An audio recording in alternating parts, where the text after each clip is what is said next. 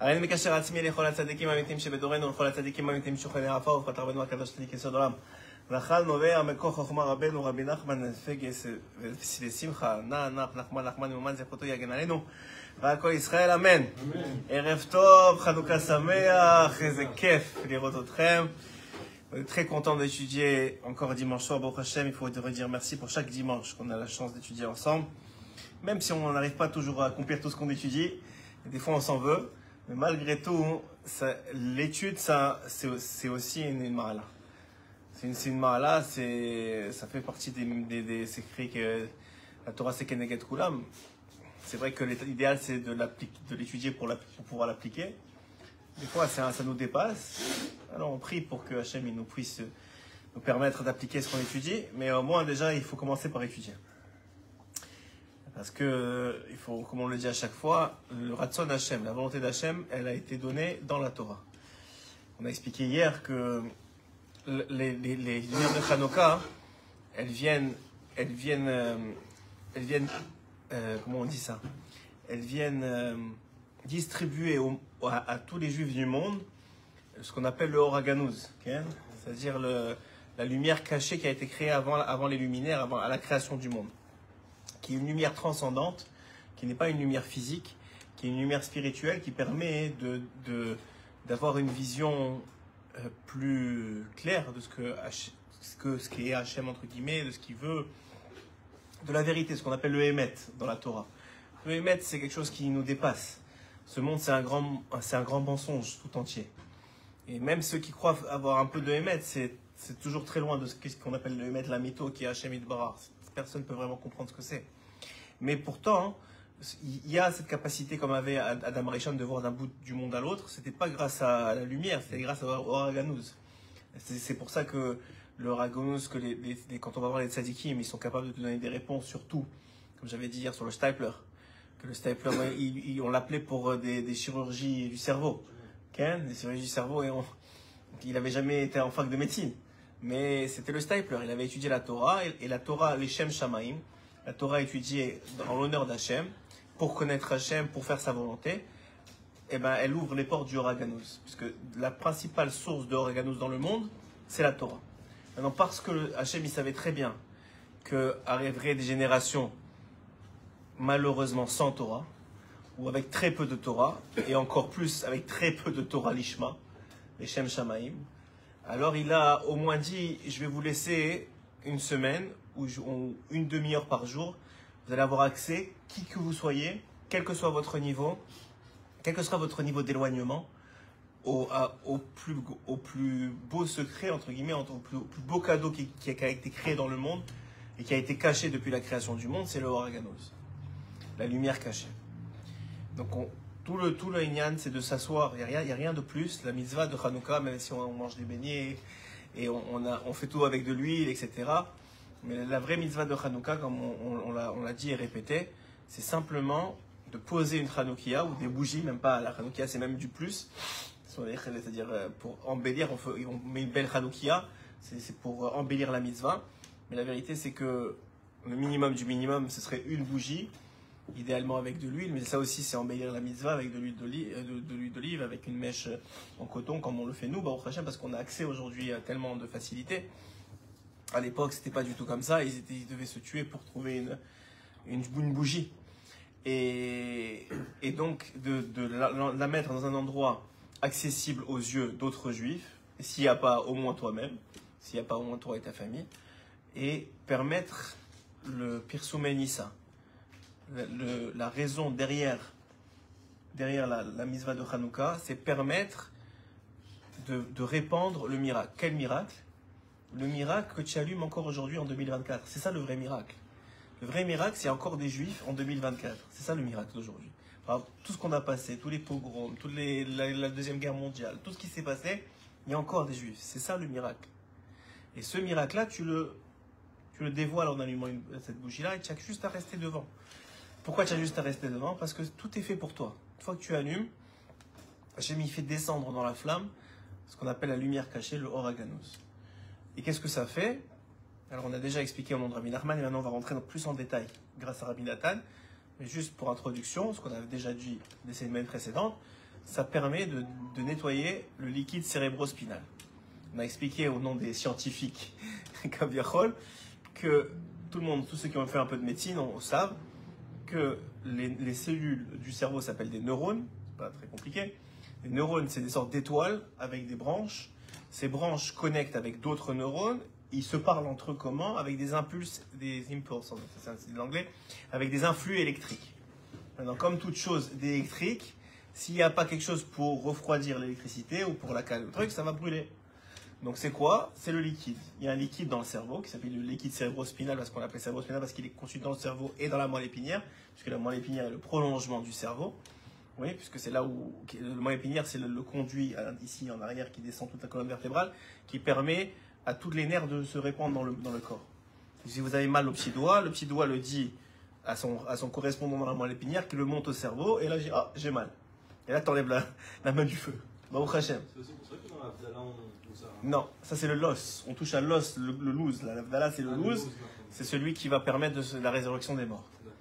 C'est celui on lui donne à manger. On lui donne à manger quand on fait la Melavé Malka. C'est ce qui donne le majalouz. Mais ça n'a rien à voir.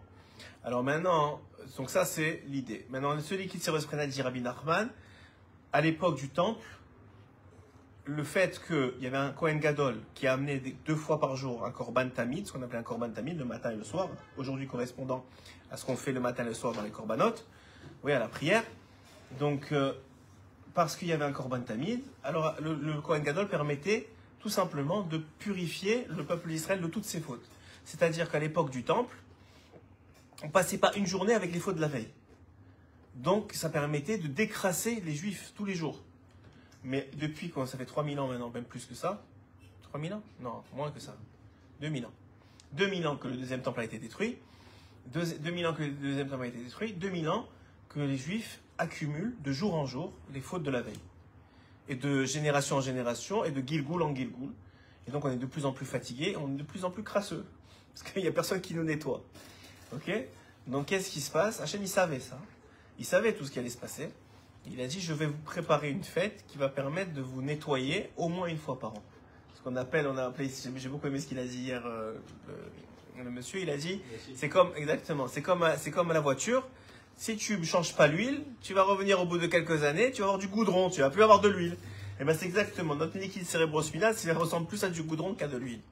Donc qu'est-ce qui se passe? Un homme qui regarde une demi-heure par jour, au moment de l'allumage des bougies, idéalement, etc., à la sortie des étoiles, les lumières de Hanouka, ça, dit Rabbi Nachman, ça purifie son liquide cérébrospinal. Pourquoi c'est tellement important de purifier son liquide cérébrospinal? Tout simplement parce que s'il est tamé, alors même si toi tu veux penser bien et tu veux pouvoir avoir accès à la vérité, avoir une vision vraie de ce que c'est la vie, tu peux pas. Parce que ton liquide, il est tamé, impurifié. De la même façon que pour c'était tellement grave de pas utiliser une huile qui avait été impurifiée par les Grecs, l'huile, ils auraient pu dire, bah, tu sais quoi, on va prendre de l'huile qui est ouverte, c'est pas grave, c'est de l'huile, c'est la même huile. Non, encore une fois, toute chose physique dans ce monde, elle a son correspondant spirituel, elle a un impact spirituel. Maintenant, la Touma, ça se voit pas. Ouais, par exemple, vous vous réveillez le matin, vos mains, elles n'ont pas changé.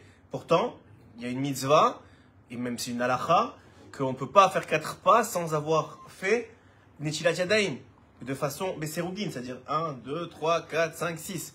Oui, sur chaque main. Pourquoi? Je dis rien, c'est mes mains. Ok, je les lave, il n'y a rien qui se passe. Non, toi tu vois rien. Mais de la même façon que tu vois tes mains physiquement, si tu avais les yeux, si tu avais le Horaganouz, tu verrais la saleté spirituelle qui se trouve sur eux. Et qui s'en va avec les Netilat Yadayim. De la même façon quand on vient voir certains tzadikim, ils sont capables de voir sur vous les fautes que vous avez faites. Par exemple, à l'époque du Harizal, il était capable de voir sur le front qu'est-ce que la personne elle avait fait. Les gens ils marchaient dans la ville du Harizal à Tzfat avec un chapeau comme ça qui couvrait le front pour pas qu'on le voie. Parce qu'ils avaient honte devant le Harizal. Parce que le Harizal, tout de suite, il voyait. Donc quoi? Nous, on n'a pas les yeux. Okay?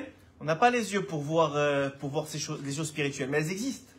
C'est pas parce qu'on les voit pas qu'elles n'existent pas. Et heureusement qu'on a la Torah pour nous dire, ayez de la émouna, dans ce que je vous dis parce que c'est ça la vérité. De la même façon que vos mains existent, l'impureté qui s'y trouve après une nuit, elle existe aussi. Et de la même façon que votre cerveau et votre liquide cérébrospinal, il existe, même si on fait une dissection, on va voir juste le liquide, on va pas voir qu'il est tamé, mais les fautes impurifient le liquide cérébrospinal. Tout ce que vous avez vu, même les Zera Levatala, parce que on sait très bien que le Zohar explique que Zera Levatala, la semence en vin, elle vient des typotes du Moar. Elle vient, leur source, c'est les gouttes du cerveau, oui, puisque c'est les gouttes du cerveau qui ont créé l'envie, etc., etc. On va pas rentrer dans les détails, etc., etc. Donc ça, c'est vrai.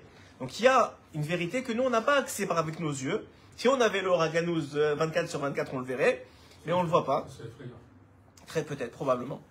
Il y a une histoire comme ça qu'il y avait un élève de Rabbi Nachman qui lui a demandé, je t'en supplie, je voudrais, parce qu'il savait que Rabbi Nachman voyait plein de choses, je voudrais voir un mort. Je voudrais voir un mort un jour. Il a dit, tu vas pas c'est pas pour toi, laisse faire. Il a dit, s'il vous plaît, je voudrais voir un mort. Et alors, je lui ai dit, ok, donne-moi ta main. Il a donné sa main, devant lui, il est apparu un mort. Il est resté une semaine au lit, il ne pouvait pas bouger. Tellement il a été choqué. Jusqu'à qu'il est revenu, Rabbi Nachman il est revenu le voir, il a essayé de le calmer, etc. Il lui a dit, allez, lève-toi, et il l'a levé. Mais une semaine, il était bloqué. Parce que c'est vrai qu'on n'a pas les kélim. C'est pour ça aussi qu'Hachem, c'est en vérité une protection qu'il nous fait. Parce que si on voyait tout ça, on deviendrait fou. Même Rabbi Nachman lui-même, dans Chaim Mohamed, quand il était petit, la première fois qu'il a vu un. Ouais, il a été choqué. Mais ça a duré quelques minutes, lui. C'est pas toute la semaine. Lui, il a repris très vite. Après, il leur faisait le tikkun. C'était une autre histoire. Mais oui, exactement. Ça veut dire qu'il y a bien sûr, on n'est pas habitué. C'est pour ça que c'est écrit Lo Alenu, que quelqu'un qui part de ce monde, pas en Israël, parce qu'en Israël, c'est Hachem qui vient, ou l'ange Michael, qui vient chercher l'âme, mais en Troslaret, c'est l'ange avec tous les yeux là qui vient, ça fait plus peur que la mort elle-même. C'est comme ça que c'est écrit dans le Zohar. Bon, en tout cas, on va pas rentrer dans ces Hanouka, on va rester dans les choses bien. Mais ça veut dire que il y a des choses qu'on voit pas. C'est pas pour ça qu'elles n'existent pas. Elles existent, c'est juste qu'on a des yeux tellement physiques et tellement lourds, oui, et un cerveau tellement tamé qu'on peut pas voir ces choses-là. On ne voit pas le cerveau non plus. Non. Ouais, voilà, exactement. On voit pas plein de choses. On voit pas plein de choses, exactement. Vous avez raison. Même physiquement, il y a un blocage à un certain niveau. Bien sûr, on ne voit pas à travers le mur. Bien sûr. Le microscope qui voit les choses. Voilà, exactement. Vous allez voir prenez un microscope, tu vois ce qui se passe sur ta main, juste les haïdakim, tout ça. Tu vas te laver les mains toute la journée. Vous avez raison. Le soleil, tu peux pas Le soleil, exactement. C'est écrit que le soleil, il a un pouvoir de refoua, comme on avait dit hier. Que Abraham Inu, il a mis une pierre là-bas ou quelque chose comme ça. En tout cas, il y a un pouvoir de guérison chez le soleil. D'ailleurs, on le voit, les gens qui vont au soleil se sentent mieux, etc. C'est un pouvoir de guérison. On le voit pas. Ça veut dire ça existe. On le sait parce que c'est écrit dans la Torah, mais on voit pas ces choses-là. Donc tout ça pour dire que ça s'appelle le Oraganouz. C'est la capacité de voir la vérité un peu plus et ça permet de. Qu'est-ce que ça permet de trucs comme Hachem il est cool au Tov, comme Hachem il est complètement bon, alors ça permet de voir le bon. Parce que le problème c'est que le mensonge c'est quoi? C'est de te faire croire que ta vie elle est dégueulasse. Ça, c'est l'illusion. C'est l'illusion. Oui, alors c'est exactement. Voilà, quoi Hamedame, c'est ce qu'on va parler ce soir. C'est-à-dire c'est quoi le Yetzirah? Il veut pas te faire apprécier la vie. Pourquoi? Parce que si tu apprécies la vie, tu auras de l'entrain, tu auras de la bonne humeur, tu auras de l'énergie, tu vas pouvoir faire des choses, faire des mitzvot, bouger, avancer. Mais il veut que tu sois apathique, il veut t'alourdir. Il fait l'inverse. C'est-à-dire? Il te donne des belles choses. Là, il te fait croire que c'est des belles choses, mais c'est pas des belles choses. Il y a des choses qui sont pas belles, mais qu'on croit belles, malheureusement. Si on voyait le vrai derrière, ce serait une autre histoire. Donc l'histoire, elle est quoi? Elle est que, en réalité, il y a cette capacité on veut voir le bien. Mais on n'arrive pas parce que notre esprit et le etc. qu'on a à l'intérieur de nous, il nous fait focuser, on avait déjà dit ça, il nous fait se concentrer sur tout ce qui ne va pas. Il y a tellement de choses qui vont. Et même ce qui ne va pas en vérité, si on creuse un peu et si on regarde juste ce qui n'allait pas il y a 1 an ou 2 ans, on voit combien c'est bien pour nous aujourd'hui. Combien ça nous a construit, combien ça nous a fait avancer, combien tout nous a fait du bien. Donc c'est cette capacité-là qu'on cherche à Hanouka et qui se fait naturellement pour celui qui regarde les bougies. Alors qu'est-ce qu'il dit Rabbi Nathan?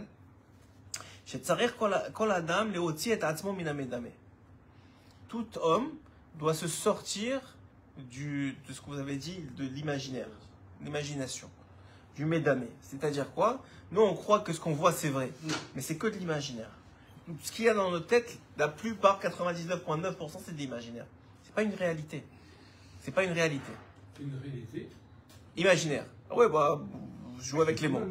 D'accord, une réalité, excusez-moi, il y a monsieur Kochel derrière la caméra, une réalité imaginaire. Voilà. Shehu Koach Abahamiyut, qui vient de la force, dit Rabbi Nathan, de la force animale qu'il y a en nous. Vous savez très bien qu'on a ce qu'on appelle le Nefesh HaBehemi. Le Nefesh HaBehemi, c'est la partie de l'âme qui est commune avec les animaux. C'est-à-dire, c'est une partie d'âme qui est la plus petite, la plus faible, la plus basse, qui est celle qui nous permet de survivre. Avoir envie de manger, avoir envie de boire, et toutes les mauvaises tendances des fois qui vont avec, ça vient du Nefesh HaBehemi. Et un homme, il peut, malheureusement, s'il ne cherche pas à s'élever, presque toute sa vie rester dans ce niveau d'âme et ne pas profiter des autres niveaux qu'on appelle le Nefesh HaBehemi, l'âme animale. Shehem HaTa'avot Kulam, voilà, il dit Rabbi Nathan. C'est quoi l'âme animale? C'est toutes les ta'avot, tous les désirs d'un homme. Tu veux manger, tu veux boire, tavat niouf, tu veux tout ce qui est l'argent, tavat mammon, toute la matérialité. Il y a une matérialité qui est au service du spirituel. Ça, c'est déjà, on a passé le Nefesh HaBehemi. Mais la matérialité pour la matérialité, ça s'appelle le Nefesh HaBehemi. Mais ça vient quand même du Nefesh. C'est-à-dire que c'est un désir qui vient quand même d'une partie spirituelle, même si elle est très très très basse. Mais c'est quand même, il y a quelque chose derrière. Oui, il y a une partie spirituelle derrière. Mais la halot et la sechel, et de le faire monter jusqu'au sechel. La filou que chez Meshaber à Koach HaMedame. Et chez Roser la halot midarga le darga, Azaï mitpachet shenit Koach HaMedame, vechol habilbulim, Israël achzor l'arnia be'achanaa, ou à l'aider galut gdulot aboré. Il dit voilà comme ça. Alors Rabbi Nathan il explique. Il dit même si quelqu'un il veut se battre contre son Koach HaMedame, disons qu'il veut plus avoir des ta'avot pour la nourriture. Ouais, on va dire Rabbi Nathan, des milliers, enfin il a fait des milliers de jeûnes, des semaines entières. Après il a dit que ça va, s'il avait découvert le pouvoir d'Aïbodédout, il ne serait pas tué son corps parce que ça lui a fait beaucoup de mal quand à la fin de sa vie, il s'est rendu compte que ça a beaucoup affaibli son corps. Mais s'il avait fait, c'est-à-dire que l'Aïbodédout, on peut tout accéder avec ça. Donc il a dit, si j'avais su, j'aurais pas autant jeûné, mais ça n'empêche que, il dit Rabbi Nathan, que disons quelqu'un il veut faire ça, qui ne croit pas que s'il décide aujourd'hui, il réussit même. Pendant quelques jours, ça y est, il a gagné. Non, le Koach Abahamiyut, la force de l'animal en lui, ça va revenir encore plus fort contre lui. Il va devoir encore se battre et encore se battre. Il dit comment on fait pour s'en sortir? Il dit que le secret, c'est toujours de travailler sur dévoiler la grandeur de Dieu. Comme j'avais dit une fois, au nom du Yanouka, que le Yanouka il a raconté cette histoire, il a dit il faut pas dire, je me rappelle plus au nom de qui il a dit, c'est bizarre parce que je me rappelle jamais des ceux. Alors il a dit il faut pas raconter il faut pas dire à Dieu la grandeur de vos problèmes, il faut dire à vos problèmes la grandeur de Dieu. C'est-à-dire il faut expliquer à tes problèmes, j'ai pas peur de toi, moi mon père c'est Dieu. Et il est capable de m'aider dans tout, j'ai pas à avoir peur de toi, de aucun problème dans le monde. Rabbi Mekoritz. Ah, Rabbi Mekoritz, très bien. Tu vois, je l'ai traduit, je l'ai truqué et quand même je ne me rappelle pas. Rabbi Mekoritz, Chazak Obao. Donc exactement ça. Donc ça veut dire quoi? Ça veut dire que au nom du Rabbi Mekoritz, il disait que lui il faisait ça. Il racontait à Dieu la grandeur et il racontait à ses problèmes la grandeur de Dieu. C'est-à-dire que si tu comprends, parce que nous on comprend pas vraiment, mais si tu comprends la grandeur de Dieu, alors il n'y a pas de problème. Parce que Hachem, il fait tout bien, il fait que pour le bien, donc il n'y a plus de problème. C'est-à-dire, il y a que des solutions. C'est vrai qu'il y a des choses qui nous gênent, il y a des choses qui nous embêtent, on est des hommes. Mais c'est-à-dire, je suis plus dans un esprit de... Tu sais, comme des fois, on a l'impression que le problème est trop gros pour nous. Voilà. Cette capacité, ce baissage de bras et cette capacité de dire, je vais jamais y arriver, encore une fois, j'en ai marre. Ces choses-là, c'est pas chayach à un juif, tu es fils de Dieu. Il n'y a pas j'en ai marre, il y a Hachem, il t'a donné encore une épreuve, il faut grandir. Mais c'est comme quelqu'un, il se prépare pour le marathon, il ne commence pas tout de suite à courir 5 km. Il fait 200 mètres, 300 mètres, après 500 mètres, après 1 heure, après 2 heures. Et il finit par faire le marathon, c'est ce qu'il fait Hachem avec nous. Il est en bonne santé. S'il est en bonne santé. Bezrat Hachem, chacun a ce qu'il a. Ouais, on va pas commencer. Derrière nous, c'est d'accord.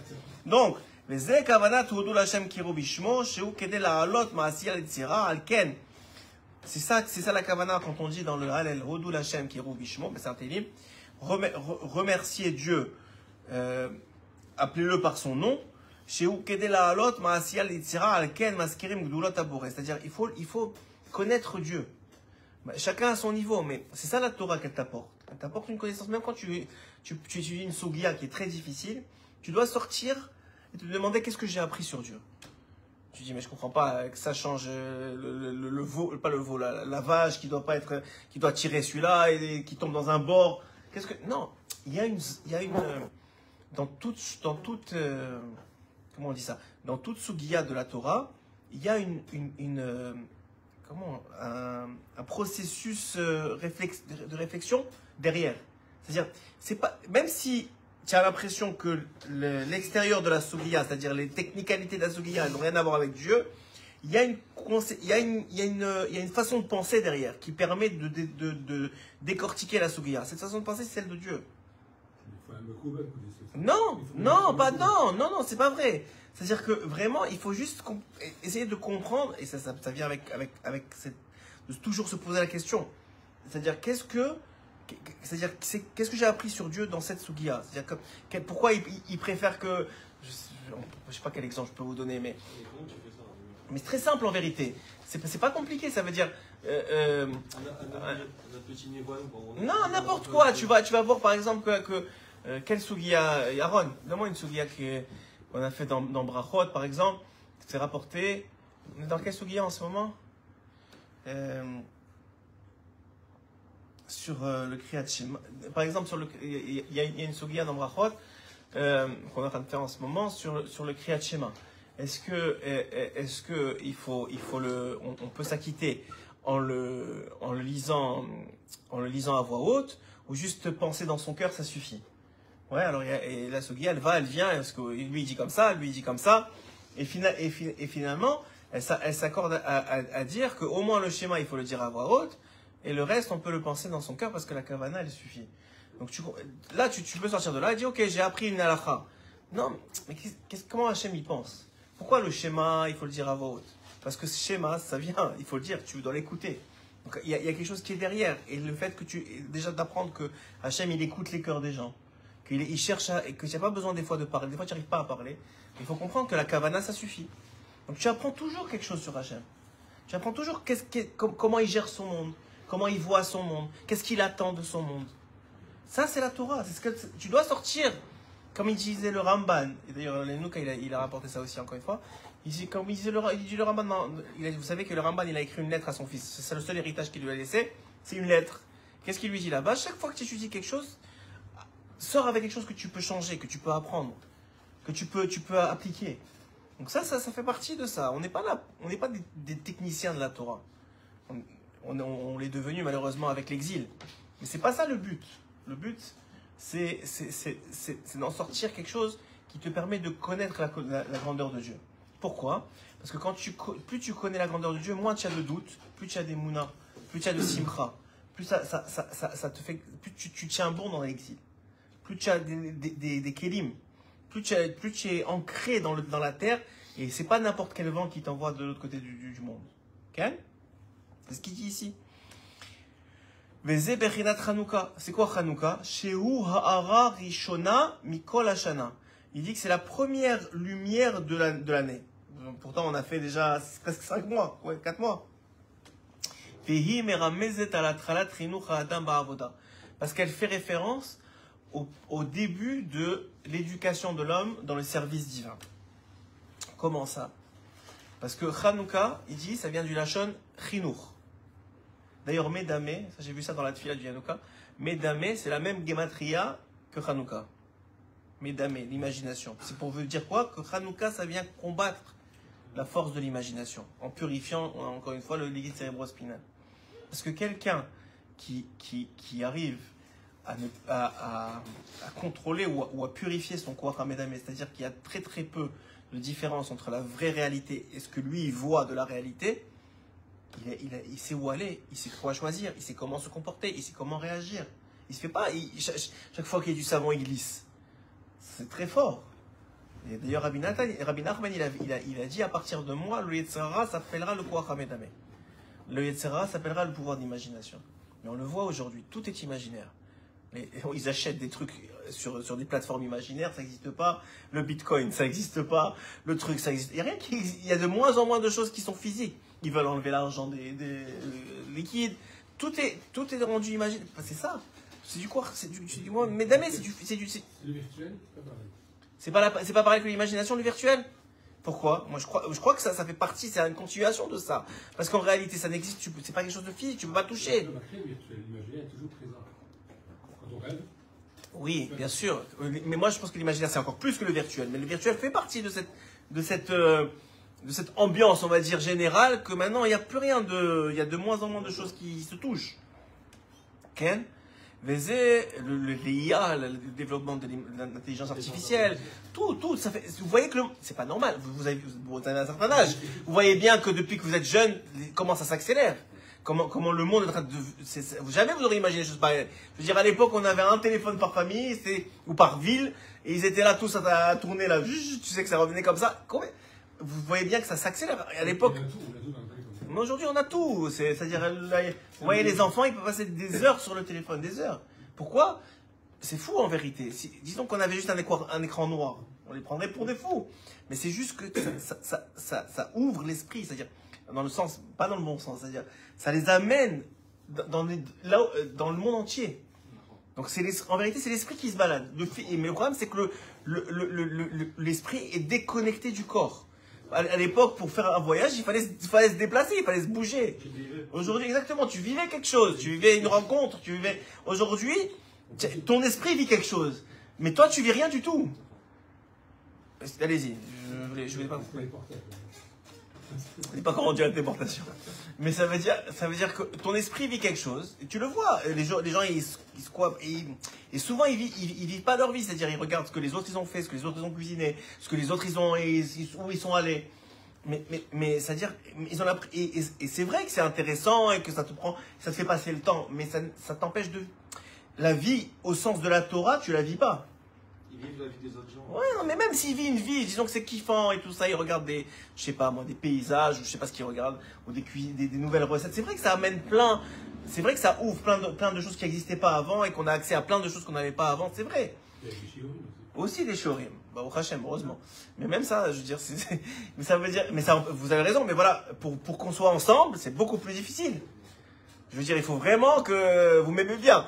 Parce que sinon, vous n'allez pas venir au shiur. Vous allez écouter les shiur sur Internet. Bon, mais d'un autre côté, ceux qui sont à l'autre bout du monde et dans un autre pays, qui ne seraient pas venus de toute façon, eh ben, ça leur donne accès. C'est vrai, il y a du bien et du pas bien. Je ne dis pas le contraire. Je ne suis pas en train de juger. Il n'y a pas de jugement ici. Il y a juste une observation que la réalité de notre monde aujourd'hui, elle occupe l'esprit, mais elle délaisse le corps. C'est-à-dire, elle délaisse il n'y a pas de mouvement, c'est tout dans la tête. Donc c'est très facile de tromper l'homme. Parce qu'on peut, je sais pas, on peut masquer comme on voit bon, je sais pas si c'est un bon exemple, mais je veux dire, à l'époque, en tout cas, il y avait ces mannequins là très tout retouchés, etc., qui se faisaient les unes des magazines, et toutes les jeunes filles, elles voulaient ressembler à ça. Mais c'est pas une réalité, c'est pas vrai. Vous comprenez? Mais ça tue des gens. C'est-à-dire, il y a des gens qui se tuent pour ça, qui deviennent anorexiques. Ou, je sais, vous comprenez que ça a un impact. C'est un impact, nous on ne le voit pas, mais c'est un impact sur l'esprit. C'est la façon dont on voit le monde qui change. Et ça, c'est influencé aujourd'hui, puis LF de ce qu'il y avait avant. Parce que justement, il n'y a pas juste une télé avec une publicité. Maintenant, il y a 10 milliards de publicités. N'importe qui peut faire une publicité. N'importe qui peut faire ce qu'il veut. N'importe qui peut dire comme on a vu sur Twitter, des fake news, des trucs. Et les gens, ils croient, ils répètent, ils relancent. Tu vois aujourd'hui, par exemple, bon, Hachem, ça va un peu mieux, mais la guerre à Gaza, etc. Combien de fake news on voit? Ou la guerre en Syrie, ils croyaient qu'on était déjà rendu à Damas. Mais vous rigolez ou quoi? Tout ce qu'on veut, c'est protéger nos frontières. On avait déjà, à les entendre, on avait déjà conquis la Syrie. Allô? Et les autres qui commentent, ouais, c'est vrai, ça y est, c'est le grand Israël. Allô, réveillez-vous. C'est-à-dire, tout le monde peut dire tout et n'importe quoi, mais c'est du mensonge. Mais on le voit à 300% aujourd'hui. On le voit à 300% aujourd'hui, mais c'est une réalité. Mais ça, ce qu'il a été écrit ici, ça fait 500 ans. Ouais, ça veut dire, non, 500 ans, j'exagère, 300 et quelques. Je suis pas bon avec les chiffres aujourd'hui. 250 et quelques. Rabbi Nachman, ça fait 250, ouais. Ça fait 250 ans. C'était pas comme ça. Il y a même pas 80 ans, c'était pas comme ça. Mais ils savaient ce qui allait arriver. Ils savaient ce qui attendait le peuple. Et donc on a besoin. C'est pour ça que la fête de Hanouka, elle est centrale. D'ailleurs, elle est centrale dans l'année, mais elle est centrale dans tout le judaïsme. C'est se sauver de l'incapacité à voir Dieu dans le monde. C'est ça la réalité. C'est que qu'est-ce qu'a voulu faire Achashverosh? Qu'est-ce qu'a voulu faire les Grecs? Les Grecs, ils ont voulu simplement enlever le Shabbat, enlever le Rosh Chodesh et enlever la Brit Mila. Pourquoi? Alors, le Nouka, il explique de façon extraordinaire. Il dit que ces trois choses ont en commun une chose. C'est que ces trois choses ont en commun qu'elles viennent amener l'homme à louer Dieu. À le voir et à le louer. Shabbat, on ne fait pas de Tachanounim parce qu'on est censé sentir Dieu plus que le reste de la semaine. Rosh Chodesh, c'est un renouvellement du mois. Là aussi, on est censé sentir Dieu plus que le reste du mois. Et la Brit Mila, c'est une mitzvah dans notre chair pour montrer qu'on est les enfants de Dieu, parce que c'est la mitzvah de Dieu. Hein? Elle a lieu une fois, pas au Hachem. Oui, Rosh Chodesh, c'est Shabbat se répète. Mais donc l'idée, elle est quoi? Que ça vient louer Dieu. Qu'est-ce qu'ils voulaient arrêter? Qu'est-ce qu'ils voulaient les Grecs? Et c'est vrai aujourd'hui ça a été vrai aussi pour Aman. Mais physiquement, là, ça a été spirituellement avec les Grecs. Mais c'est l'équivalent. Aman et Hanouka et Purim sont les deux faces d'une même pièce. Purim, c'est l'aspect physique. Ils ont voulu nous tuer physiquement. Pourquoi? Pas pour nous. Pour que ça arrête. Et même s'ils ne s'en rendent pas compte, eux, même si ceux qui te disent ça, qui sont contre les Juifs, ou qui critiquent les Juifs, ou qui ont remplacé l'antisémitisme par l'antisionisme, qui est la même chose en réalité. Parce qu'il faut comprendre que Israël et les Juifs, c'est une seule et même chose. Toute la Torah n'est fait que de parler d'Israël. Ouais, toute la Torah ne parle que d'Israël. Toutes les mitzvot, c'est relaté à Israël. Moshe Rabbeinu, il voulait rentrer en Israël pour faire les mitzvot d'Eretz Israël. Tout ça, un Juif, Eretz Israël, ça va ensemble. Tu ne peux pas séparer l'un de l'autre. C'est vrai que Hachem nous a exilés pour différentes raisons, etc. Mais ça a toujours été, depuis la nuit des temps, 3 fois par jour, on prie pour revenir à Yerushalayim, pour que Yerushalayim soit reconstruit. Donc ça n'a rien à voir. Maintenant, c'est juste qu'ils ont réussi à cacher leur antisémitisme par de l'antisionisme. Mais le seul juif qui dit qu'il est pas sioniste, c'est parce qu'il ne comprend pas qu'est-ce que c'est un juif. Aujourd'hui, les masques qui tournent, tu le vois ça. Mais bien sûr, aujourd'hui tu vois tout, mais là, entre guillemets, le mensonge est tellement grand que même si tu le vois, on va te prendre toi pour un fou. Ce qu'il a dit Rabbi Nachman un jour, vous savez, je raconte ces histoires souvent, que Rabbi Nachman il a raconté l'histoire du roi et du vice-roi, que le vice-roi il vient voir le roi et lui dit le blé qui pousse en ce moment, il a je sais pas qu'est-ce qu'il a à l'intérieur, il rend fou tout celui qui le mange. Alors il lui dit qu'est-ce qu'on fait? Il lui dit on n'a pas vraiment le choix. Il lui dit comment ça on n'a pas le choix? J'ai pas envie de devenir fou. Il lui dit mais le problème c'est que si c'est le blé du pays, tout le monde va le manger. Si nous on ne le mange pas, c'est nous qu'on va prendre pour des fous. Parce que tout le monde va être fou, et nous on va être saints d'esprit, et nous on va nous emprisonner, nous on va nous mettre en quarantaine. Donc qu'est-ce qu'on va faire? On va aussi manger comme eux. La seule chose c'est qu'on va mettre un signe sur notre front, pour que quand on va se voir, on va se rappeler qu'on est fou. Au moins qu'on sache qu'on est fou. C'est ça la réalité, c'est qu'aujourd'hui tout le monde est... Mais c'est pas une négative, c'est une réalité. Le mensonge, c'est ça la vérité. Il faut comprendre ça. Aujourd'hui, même ce qu'on dit, il y a une part de non-vérité dans ce qu'on dit, parce qu'on est affecté. On essaye de toucher à la vérité à travers la Torah. Mais la vérité de Rabbi Nachman, même à son époque, pourquoi il a été tellement critiqué et tellement truqué? Parce que même à son époque, on ne l'a pas vu comme la vérité. Aujourd'hui, au Hachem, ça se répand et on comprend, mais il faut attendre que les grands soient partis de ce monde pour comprendre ces choses-là. Mais la même chose de Hanouka, il disait que quand il était jeune, on a voulu le tuer. On lui a mis du cyanure dans son verre. Depuis, il boit qu'à la bouteille. Pourquoi une chose pareille? Parce qu'il y a des jalousies, des trucs... Parce que la vérité, ça fait... Mais pas les gens, le Tzerara, le Samer même. La vérité, c'est sa mort. Voilà, c'est sa mort. C'est sa mort. Du Khamsoud, c'est pas du cyanure. Khamsoud, c'est... Je sais pas c'est quoi. C'est ce qu'on met dans les toilettes pour déboucher, là. Je ne me rappelle pas comment ça s'appelle. Ouais, c'est un genre de javel comme ça. En tout cas. Et... וזה יש חלוקה שאדם מתחרה בעבודת השם יתברך ואי אפשר להתחיל בעבודת השם יתברך כי אם כשיש לו מתחילה מלחמה לשבר כוח המדמה. Maintenant, quelqu'un il veut se rapprocher d'Hachem, qu'il sache, le premier combat qu'il va avoir, c'est même peut-être le seul, et il a plusieurs formes évidemment, c'est de combattre contre cette force d'imagination. Parce que cette force d'imagination, elle t'amène à croire des choses qui ne sont pas vraies et à prendre des chemins qui ne sont pas les bons. Et c'est pour ça, c'est ça le vrai combat qu'il y a eu avant Hanouka, avec les Grecs. Parce que la royauté grecque, qui est une royauté de rachat, ils ont voulu faire oublier la Torah d'Hachem au Béné Israël. Ils ont voulu. C'est quoi l'assimilation? Aujourd'hui, c'est aussi vrai. C'est quoi l'assimilation? L'assimilation, c'est faire oublier un juif. Qu'est-ce que c'est un juif? Il est juif, il sera toujours juif. Mais aujourd'hui, il croit que juif, on peut être juif sans Israël, on peut être juif sans Torah, on peut être juif juste avec la Torah écrite, on peut être juif sans halakha. On nous a fait, petit à petit, on nous a fait oublier ce que c'est un juif. Un juif de cœur. Ouais, un juif de cœur, ou un juif comme les réformistes, oui, ça va, mais sans Shabbat. Chacun, il choisit, c'est comme au restaurant, tu sais, c'est à sa sauce. Mais c'est pas ça la vérité. C'est pas ça Hachem. Hachem, il t'a dit, je t'ai sorti d'Égypte. Si t'es esclave chez Pharaon, c'est pas pour que tu deviennes, tu fasses ce que tu veux. C'est pour que tu sois mon serviteur. Maintenant, moi, je sais ce qui est bon pour toi. C'est une chose. Mais ça n'empêche que tu vas pas faire n'importe quoi. Alors, Baruch Hashem, il a beaucoup de miséricorde. Il continue à donner la vie. Il a continué à attendre qu'on fasse tchouva et Bezat Hashem. Et qu'on dévoile son nom dans le monde et qu'on fasse ce qu'on peut. Mais ça veut dire qu'il faut comprendre que le monde entier, depuis les Grecs, c'est le même esprit. Soit ils veulent nous tuer physiquement, la Deuxième Guerre mondiale, Hitler, il marchait etc. Ou les Arabes ici à côté. Soit ils veulent nous tuer spirituellement, les Grecs et les Américains, tous ceux qui ont voulu assimiler les Juifs. Les Français aujourd'hui, excusez-moi de vous dire, ceux qui disent Paris c'est mon Jérusalem, excusez-moi, c'est de l'assimilation à 300%. C'est de l'assimilation à 300%. Ça veut dire quoi? Je suis plus français que juif. Excusez-moi, je sais que ça s'entend pas bien aujourd'hui parce que c'est pas dans la mouvance.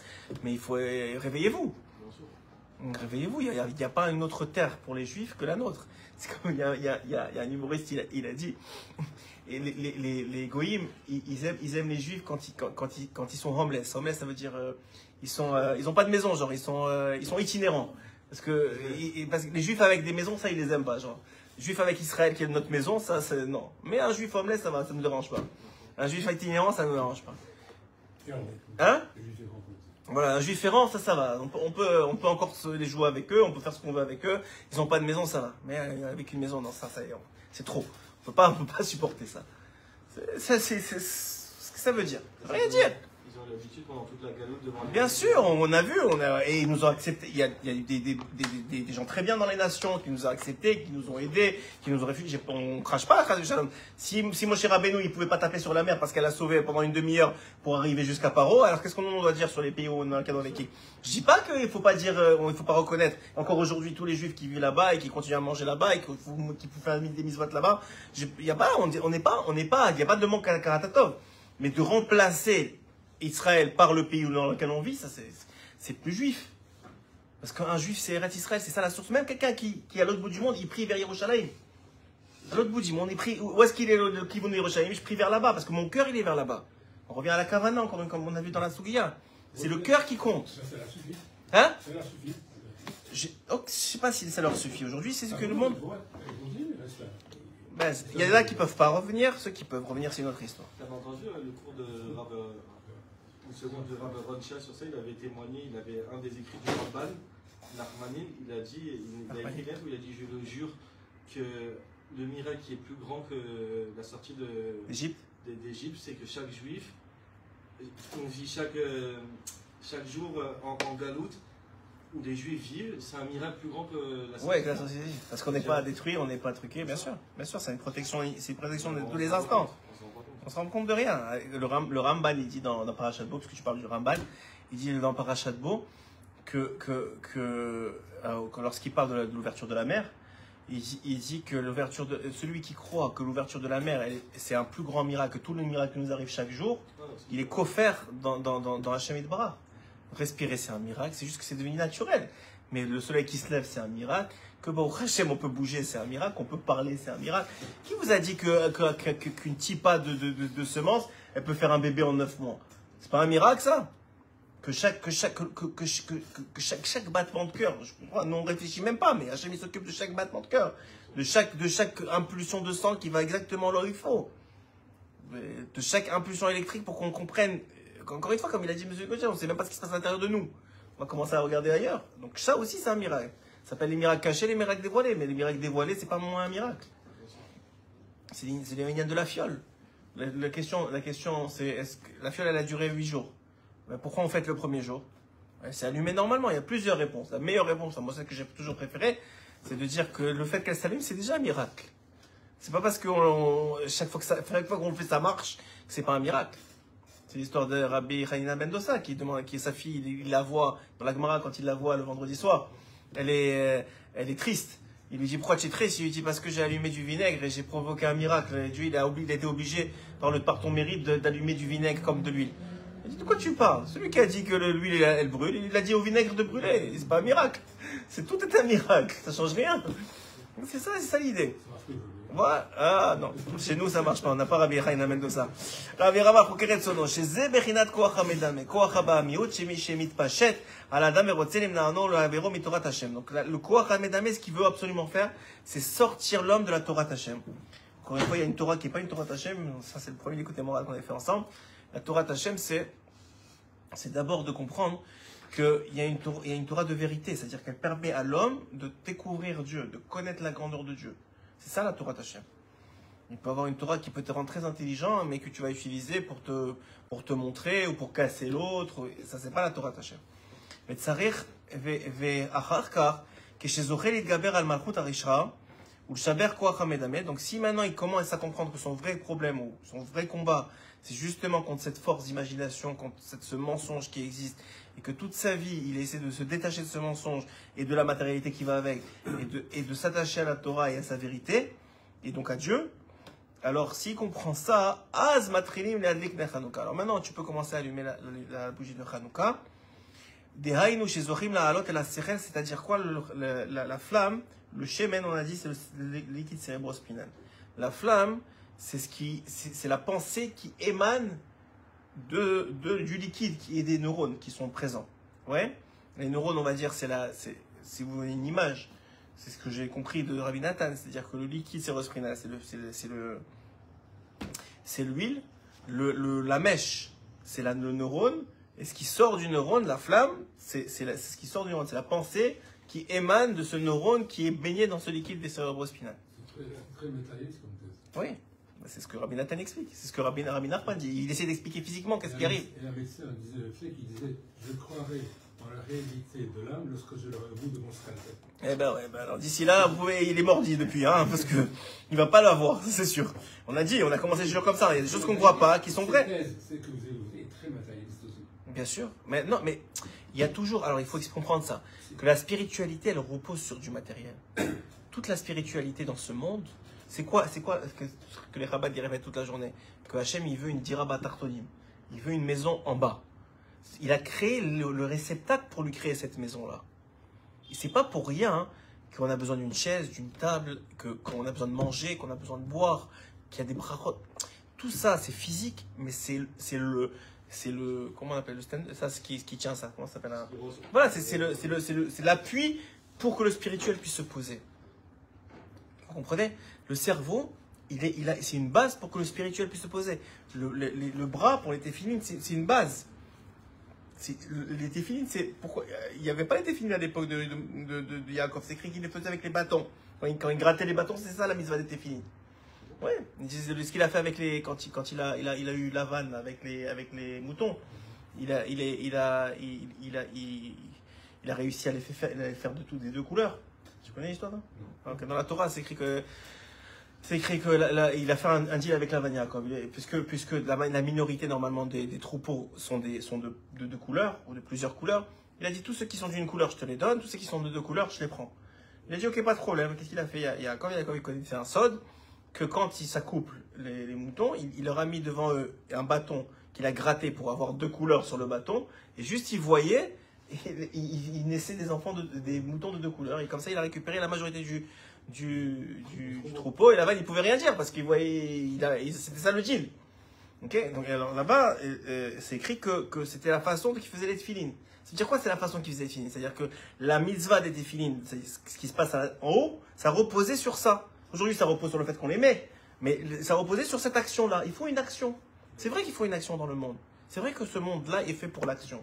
C'est la vérité. Il ne faut pas dire, même là, on est en train de parler, mais c'est aussi une action. On est en train de parler, c'est quelque chose qui sort de notre bouche. Mes lèvres, elles bougent. Ouais, ça veut dire il y a une action derrière. L'étude de la Torah, quand Brouria, la femme de Rabbi Meir, elle est rentrée une fois dans le Beth Midrash. Vous savez, quand elle était très haïfa, ouais. Et Brouria, elle est rentrée dans le Beth Midrash, elle a commencé à s'énerver contre un Tamid Chacham qui est en train d'étudier à voix basse. Même pas, je pense qu'il juste y pensait à ce qu'il étudiait. Il m'a dit, comment tu peux étudier la Torah, quelque chose de si grand, et tu en fais pas profiter le monde? Il dit, mais je suis tout seul dans le Beth Midrash. Mais les anges, ils t'écoutent, et en haut, ça fait des choses, et pourquoi tu parles pas fort? Elle a commencé à s'énerver avec lui. Elle avait raison en plus. Mais il faut voir, c'est encore une fois. C'est-à-dire, elle voyait, parce que grâce à son mari et grâce à sa chokhma, que ça avait un impact spirituel. Pourquoi est-ce qu'on allume les bougies de Shabbat? Et c'est écrit que ça t'amène c'est la ségoula pour avoir des enfants tamidei chachamim avec de l'huile, si on met avec de l'huile, etc. Mais on le voit pas, c'est pas vrai. C'est quoi cette histoire? J'allume des bougies, ça s'allume. En quoi ça a un impact? C'est parce que ça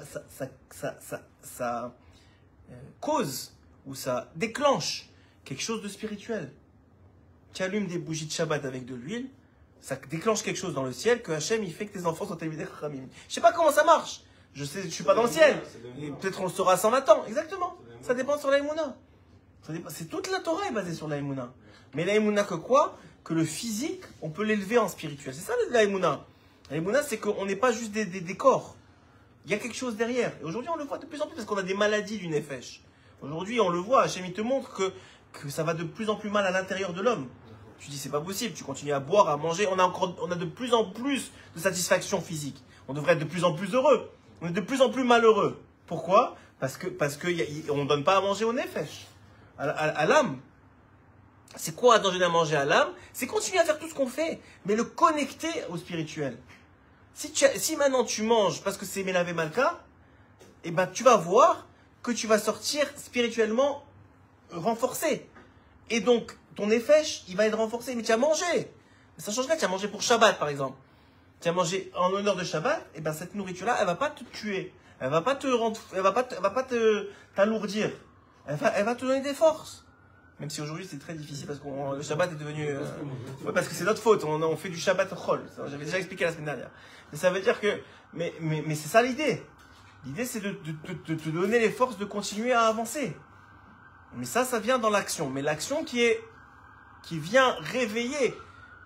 Quand il dira le Yanouka, il dit quand on boit de l'eau et qu'on a soif, il faut penser qu'on adoucit les dynimes, les rigueurs qu'il y a sur nous. Parce que quelqu'un qui a soif, c'est une sorte de besoin. N'importe quel besoin, il montre un besoin, ça vient mettre une petite sonnette d'alarme qui a une rigueur sur la personne. Ouais, quelqu'un qui a tavatachila, qui peut pas s'arrêter de manger, c'est parce qu'il y a une rigueur sur lui. N'importe quoi, n'importe quel besoin qui est là, c'est parce qu'il y a une rigueur. C'est d'atténuer la rigueur qu'il y a sur toi. Tu atténues la soif. Toi, tu dis ça. Attends, c'est tout. J'ai soif. J'ai bu. Non, il y a derrière un aspect spirituel qui a une rigueur divine. Je n'ai pas envie de dire divine, mais dans le ciel, je ne sais pas comment on peut appeler ça, qui est sur la personne, qui lui a causé la soif, pour qu'elle puisse faire une bracha sur de l'eau ou sur n'importe quoi d'autre, faire une bracha, adoucir sa soif et ainsi adoucir la rigueur qui vient sur lui. Non, ça, il n'y a pas Il n'y a personne, à part les grands tzadikim, qui voit clairement ça. Mais nous, on a la Torah pour y croire. C'est tout. On est basé sur la Emouna. Quelqu'un qui n'est pas encore à un niveau de croire, alors qui commence par les petites choses. Je ne sais pas quoi vous dire. Mais tout c'est que ça. Le monde n'est fait que... Tout ce monde-là, la vraie récompense, c'est la Emouna qu'on a dans les choses. C'est ça notre récompense. Parce qu'on peut vous raconter jusqu'à demain. Quelqu'un, il dit, je veux voir l'Olam Haba. Mon grand... Tu voudrais pas être rappelé trop tôt, quoi. C'est pas la peine. C'est-à-dire, tant que tu es dans ce monde, tu verras pas ces choses-là. Même ceux qui ont fait des morts cliniques, ils voient leur corps, etc., ils ressentent, mais comment tu peux expliquer une chose pareille? Et même eux, ils oublient. Ça veut dire, même eux, quelques années plus tard, tu dis alors, bah bon, c'est comme la chifra, comme la servante qui est sortie d'Égypte et qui a dit Zéli Ve'anvehu, elle est restée une servante. C'est le vord de Rav Shmulevitch, de Raphaël Shmulevitch, qui dit comment ça se fait qu'une femme qui était servante, qui a vu Dieu, elle est restée servante. Il dit parce que elle a vu Dieu, bon d'accord, elle a continué sa vie. Elle n'a pas fait quelque chose pour changer. Okay? Donc ça veut dire qu'il faut aller chercher, il faut que ce soit nous qui cherchions à utiliser ou à asseoir le côté spirituel sur notre réalité. On n'a pas besoin de changer notre réalité. Bon, ça veut dire, c'est vrai qu'il faut manger cachère, il y a des choses, des lois, mais c'est un travail de tous les jours. C'est qu'est-ce qu'il dit le tzaddik? Quand tu vas le voir, il dit quoi? Il dit toute la journée, Hachem l'énergie tamid. Toute la journée, je vois Hachem devant moi. C'est ça les tzaddikim. C'est ça qui fait la différence entre un tzaddik et quelqu'un qui fait la même chose peut-être, mais que c'est pas un tzaddik. C'est que lui, il voit Hachem, c'est Hachem devant lui. Malheureusement, nous, on oublie quand on s'énerve, quand on répond, quand on se plaint. Ouais. Il a raconté une histoire sur le Baal HaTanya. Le Baal HaTanya, un jour, il avait deux élèves et il leur a conseillé de faire un business ensemble, d'acheter un terrain. Et ils ont acheté le terrain. Et quelques semaines plus tard, le terrain, il a pris feu. C'était un terrain pour faire du business de bois, pour acheter et vendre du bois, etc., pour vendre leur bois qui était sur le terrain. Et le terrain, il a pris feu, tout le bois, il a pris feu, ils ont tout perdu. Il y en a un que tous les ans, à la même date, il faisait une grande Seouda, au Daya, et l'autre, il a dit quoi, c'est quoi ça, c'est quoi ce conseil, et il allait plus voir le Rav. Alors, quelqu'un est venu voir celui qui faisait la Seouda au Daya, le repas de remerciement tous les ans. Il lui dit, pourquoi tu fais un repas de remerciement? Ça commémore la date où tu as tout perdu, tout ton argent, tu es devenu pauvre, tu étais riche, tu es devenu pauvre. Il lui a dit, je dis merci que j'ai pas quitté mon Rav. Malgré que ça a l'air qu'il m'a donné un mauvais conseil, mais j'ai la émouna que c'était pas un mauvais conseil, que peut-être autre chose devait m'arriver, peut-être je sais pas qu'est-ce que, mais j'ai la émouna qu'il est tellement grand, et ça, je remercie Hachem de m'avoir tenu bon, de m'avoir fait tenir bon, et donc je fais ma Seouda. Et l'autre, il a laissé tomber. Alors l'autre, bizarrement, il a fait d'autres affaires, il est redevenu riche très vite. Et celui qui faisait Souda de Ya, ça lui a pris beaucoup plus de temps. À la fin, il est devenu encore beaucoup plus riche. Mais ça lui a pris plus de temps. Et donc il y a une période où l'autre est arrivé, il a recommencé, il a oublié l'histoire il est redevenu riche. Donc il a oublié l'histoire de la forêt, là, du bois. Donc il est revenu chez le Baal HaTanya, parce qu'il avait d'autres questions avec du business, etc. Et le Baal HaTanya, il se présente devant lui, et il lui dit, il le renvoie, il dit, tu ne viens plus jamais chez moi, toi. Toi, tu fais partie du Erev Rav. Comme ça, je te donne un conseil, et tu as cru que je voulais ton mal, ou que je ne savais pas, ne viens plus chez moi. Et l'autre, il est revenu, il revenait tout le temps, il n'a jamais quitté le Baal HaTanya. À la fin, il est devenu beaucoup plus riche, mais ça ne change rien, c'est pas pour ça qu'on est dans ce monde, c'est pas pour être riche ou pas être riche. Mais c'est des épreuves. Il y a des épreuves dans la vie, dans des grandes tzadikim. Rabbi Nachman, par exemple, il y a eu beaucoup de gens qui l'ont quitté sur le chemin. Pourquoi? Parce qu'il y avait trop de marloquettes, parce qu'il y avait trop de gens qui parlaient sur lui, parce que c'est trop difficile. Mais ceux qui ont tenu, Rabbi Nathan, j'envie son Olam Haba, je vous dis franchement, je veux dire, il n'y a personne qui peut ne pas envier le Olam Haba de Rabbi Nathan. Rabbi Nathan, ça aurait été personne, malgré qu'il aurait été Rav sur 27 villes, etc. Aujourd'hui, ça aurait été personne ne le connaîtrait. C'est le seul. Non, pas que lui. Il y a eu Rabbi Naftali, il y a eu Rabbi Aaron de Breslev, le Rav de Breslev. Il y a plusieurs. Mais ils n'étaient pas beaucoup. Ils étaient pas beaucoup. Mais ça veut dire, on comprend que c'est dur, c'est pas facile, parce que il y a du mensonge. Donc ce que tu vois, c'est pas ce qui est vrai. Il a dit, plus le temps passe, plus ça va être dur de se rapprocher de moi. Ouais, bah, pour l'instant ça va, c'est de plus en plus facile, je trouve, moi. Dafka, peut-être c'est pas vraiment se rapprocher, les gens ils aiment juste le folklore, peut-être. Mais aujourd'hui, c'est plus facile de se rapprocher, aujourd'hui, je trouve. Mais à l'époque, je veux dire, Rabbi Nathan, on a essayé de le tuer, quoi. On a tué le mauvais Rabbi Nathan, je dis toujours, ça me fait rire, moi. Mais le pauvre, celui qui s'appelait Rabbi Nathan, qui devait mourir ce jour-là, c'était pas très drôle. Mais ça veut dire, il y a du quoi Hamedame. Le vrai travail, c'est de chercher le bien. Les tzadikim, c'est ça qu'ils font. Ils essayent de. Quand tu vas voir un tzadik, il te donne un conseil. Ouais, tu comprends pas sur le moment. Moi, j'ai été voir Rav Kanevski des années quand il était vivant. Aujourd'hui, je vais voir le Yanouka comme je peux, si je peux. Mais quand tu poses des questions sur le moment, parce que tu vois pas ce qu'il voit lui, donc tu comprends pas ce qui se passe. Mais quand tu suis le conseil et que tu tiens bon, les rares fois où tu tiens bon, tu vois à la fin, ça peut prendre des années, mais tu vois que c'est exactement ce qu'il fallait faire. Et si tu n'avais pas fait ça, ça aurait été une catastrophe monumentale. Il est accessible à aller le voir, le Yanouka? Ça dépend. C'est de plus en plus difficile, la vérité. Mais bon, ça dépend. Mais ça veut dire qu'il y a encore des possibilités, soit d'envoyer des messages, de passer par des gens pour poser des questions, mais c'est pas... tu vois que ça se referme. Le Serrara, il veut pas... C'est pas facile. Mais il y a besoin. Il y a le Rav Kook à Tibériade. Il y a des grands syndikim, le Rabbi David Aborsera à Naharia. Il y a des grands syndikim qui voient et qui ont Ruach HaKodesh. Ça veut dire qui ont suffisamment étudié la Torah Lishma pour avoir le Raganuz. Mais il faut savoir que nous, à notre niveau, la seule chose qui peut nous sauver, c'est l'attachement au tzadikim. Parce qu'on pourrait étudier matin et soir toute la journée, ce qu'on ne fait pas d'ailleurs. Même si on faisait matin et soir toute la journée, on n'a pas le lishma, ce lishma-là. Peut-être parce que ça vient qu'ils ont des très très grandes âmes. Aussi, peut-être ça vient simplement parce qu'ils ont aussi ils viennent de parents et de grands-parents très kadosh. Ça peut être plein de raisons. Ou simplement, Rabbi Nachman a dit, moi j'ai travaillé tout seul. Même si j'étais pas le petit-fils de du Baal Shem Tov, je serais devenu Rabbi Nachman. Mais c'est un Messirut Nefesh. Mais en même temps, c'était une âme extraordinaire. Tu peux pas dire le contraire. Même avant qu'il vienne, il y avait un combat dans le ciel pour pas le faire descendre. C'était une âme extraordinaire.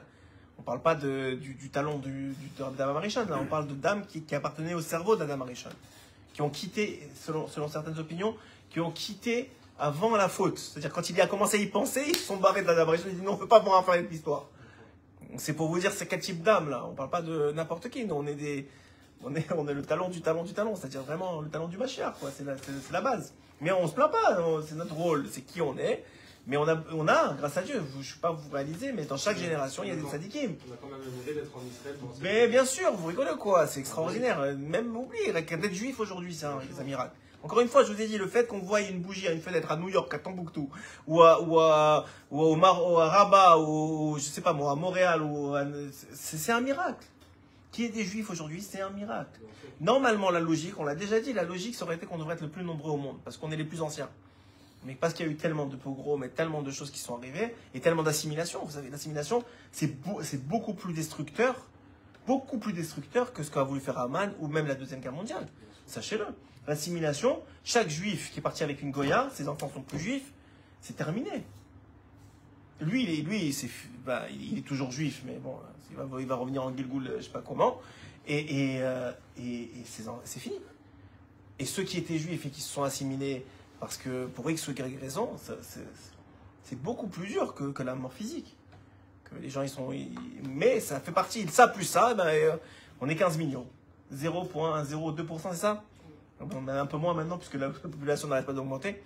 0,02% de la population. 10 millions en Israël. Combien? 10 millions ici. Juifs?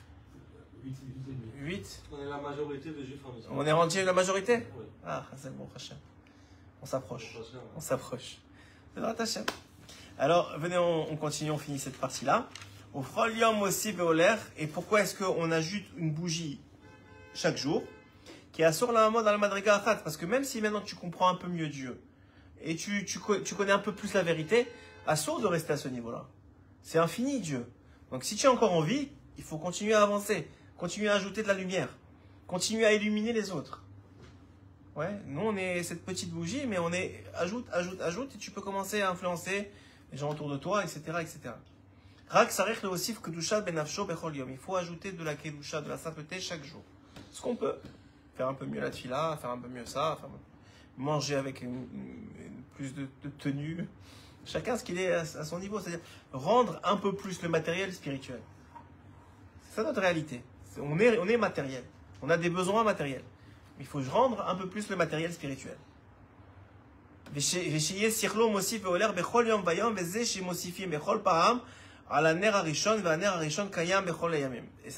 sachez que malgré qu'on ajoute, la première bougie, elle est toujours allumée. C'est-à-dire qu'on ajoute sur la première bougie, parce que sinon on recommence toujours du début. Donc il faut accepter la réalité qu'on a acceptée hier, et ajouter sur le lendemain, et ajouter encore le lendemain. Donc cette première bougie, elle accompagne toutes les autres bougies de la semaine. Chez Kol HaTrayot Kashot, et c'est vrai que la première c'est la plus dure parce que c'est très difficile de commencer. Quand on est complètement dans l'obscurité, allumer une bougie c'est difficile, mais après ça, ajouter, ça devient de plus en plus facile. Chez Oler ou Migdash Oter, c'est plus facile de se rendre Mekadesh. Kol HaAvodot Shel Kol HaYamim Mekablim Koach Me'atrala. Et tout le travail des prochains jours viennent, ils reçoivent la force du premier jour. Et nous, on reçoit la force de nos ancêtres, de ceux qui ont fait le travail déjà, qui ont allumé la bougie depuis. Parce qu'on n'est pas né comme ça, on est né, on a eu des parents, ils nous ont éduqués, qui nous ont appris c'est quoi Hanouka, qui nous ont appris c'est quoi Kippour, qui nous ont appris à manger kasher. Et même si on n'a pas, alors il y a des gens autour qui nous ont permis. Donc c'est toujours cette force-là qui vient allumer une autre bougie, une autre bougie, une autre bougie. On dit que la Torah, c'est que ça ressemble à une bougie, c'est-à-dire que ça n'enlève pas de celui qui la donne, parce qu'elle reste allumée, mais ça permet de transmettre à d'autres et allumer d'autres. Mais Shevach Hashem Yitbarach Kedei Legalot. Et c'est ça qui fait que et il faut savoir que le Kohen il se renouvelle, il se reprend à chaque fois qu'on monte, lui aussi il monte. L'obscurité elle augmente avec ta lumière. Et donc là, toute l'idée, et c'est ça qui fait que Hanouka, c'est une fête qui est centrale, que la seule chose c'est de regarder les bougies, c'est que quand on purifie le Kohen Hadameh, on voit un peu plus Dieu, donc on voit un peu plus la vérité, et on est capable de plus le louer, le louanger, puisqu'on a dit que tout le Inyan de Hanouka, c'est d'arriver à louer et à louanger Dieu. C'est pour ça qu'on fait le Hallel. C'est ce qu'ils ont voulu essayer de nous enlever. C'est qu'ils ont voulu essayer de nous enlever notre connexion à Dieu, notre capacité à le voir et à le louanger, à comprendre qu'il nous fait que du bien. C'est ça qu'ils ont voulu nous enlever, les Goïms, parce qu'eux, ils veulent faire ce qu'ils ont voulu faire sans Dieu. Parce qu'eux, ils veulent pas du spirituel. Ils en créent, mais à leur sauce. Comment réussir mieux dans la vie, comment être plus joyeux, mais c'est toujours à leur service. Nous, notre spirituel, il n'est pas à notre service, c'est notre service de Dieu. C'est-à-dire, nous, on cherche à élever la matière. Eux, ils cherchent à descendre le spirituel. C'est pas la même chose. Ils prennent le spirituel à leur service. Nous, on essaye d'élever la matière au niveau spirituel. On essaye d'élever toute la création. C'est écrit que le Shabbat, toute la création, pourquoi on peut manger, etc. Parce que toute la création, elle s'élève. Normalement, elle est au sous-sol, elle s'élève. C'est pour ça aussi on fait Tchouva le samedi soir. Quand on fait Tchouva, on dit ça pour retarder le plus possible la sortie du Shabbat, pour pas qu'il rallume le feu du Gehinam. Ouais, pour pas qu'il rallume. Donc vous comprenez, nous, le feu du Gehinam, il dépend de nous. C'est pas normal, mais c'est ça la réalité. Et en vérité, c'est tout comme ça. Tout dépend de nous.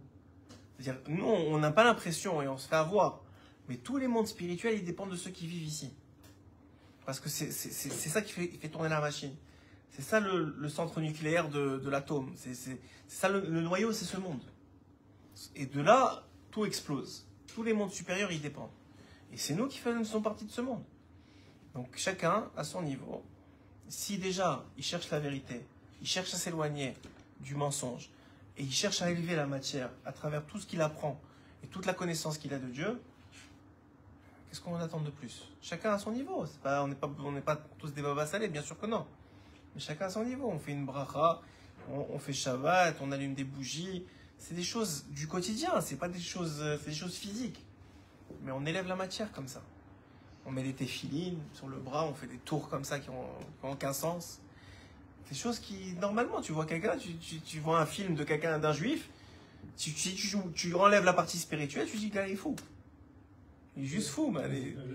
Il est à l'asile direct. Il se réveille le matin, il prend de l'eau, il s'en renverse.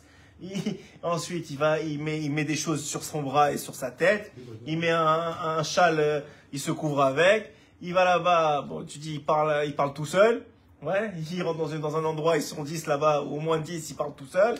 Après ça, quand c'est Rosh Hashanah, il sonne il sonne une corde. L'autre, quand c'est Hanouka, ils allument des bougies, ils se mettent devant comme si c'était je sais pas quoi. Tu dis, mais le gars, il est fou. Ouais, le loulave, genre, il tape les gens avec un bâton. Tu dis, le gars, il est fou. Parce que toi, c'est vrai. Si tu enlèves la partie spirituelle, c'est complètement fou. Ça a aucun sens. Mais quand tu inclus la partie spirituelle, là, tout s'élève, tout prend un sens. C'est ça notre partie, notre responsabilité. Bezrat Hashem, qu'on soit zoché. Chazak ou Baruch, Hanouka Sameach, que des bonnes choses, Bezrat Hashem.